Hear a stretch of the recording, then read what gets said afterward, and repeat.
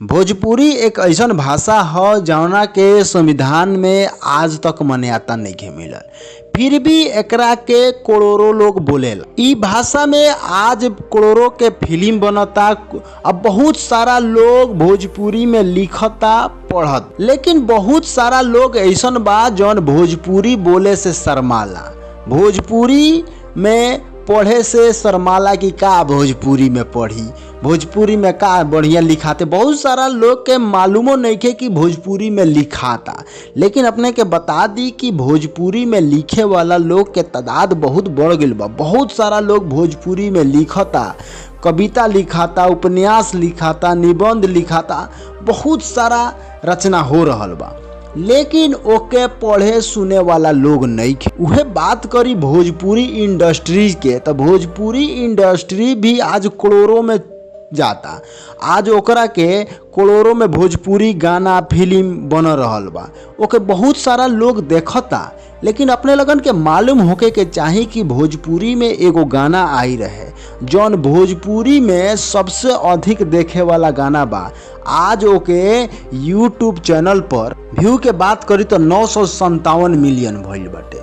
उ 3 साल पहले रिधि म्यूजिक वर्ल्ड से रिलीज भई रहे उ गाना, जौना के गईले रहनी रितेश पांडे जी और स्नेहा उपाध्याय। इ गाना भोजपुरी में सबसे अधिक देखे वाला यूट्यूब चैनल पर के गाना हुए।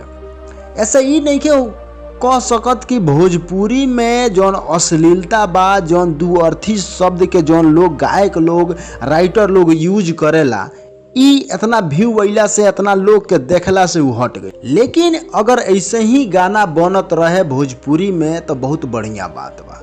बहुत सारा गायक लोग के गाना तो करोड़ों में ना जा पावेला, लाखे में रह जाला, लेकिन इ गाना बहुत अधिक गईल बाटे।